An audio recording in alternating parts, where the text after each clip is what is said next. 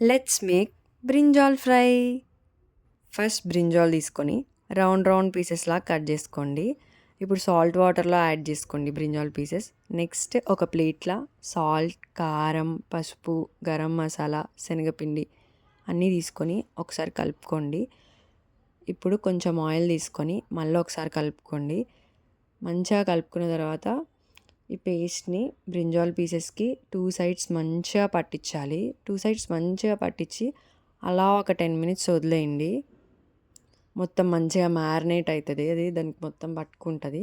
ఇప్పుడు ఒక తవా తీసుకొని ఒక 3-4 టేబుల్ స్పూన్స్ ఆయిల్ యాడ్ చేసుకొని బ్రింజాల్ పీసెస్ అన్నీ తవా మీదకి షిఫ్ట్ చేసేయండి. స్టవ్ ఫ్లేమ్ సిమ్లో ఉండాలి ఈ ప్రాసెస్ చేసుకునేప్పుడు. అలా ఒక 5 మినిట్స్ 2 సైడ్స్ బ్రింజాల్ మంచిగా ఫ్రై చేసుకున్న తర్వాత సర్వ్ చేసుకుంటే యమ్మీ యమ్మీ బ్రింజాల్ ఫ్రై రెడీ. వేడివేడి అన్నంలోకైనా బాగుంటుంది, ఆరెల్స్ పప్పు అలాంటివి చేసుకున్నప్పుడు సైడ్ డిష్లో అయినా బాగుంటుంది. ట్రై చేసి కమెంట్ చేయండి.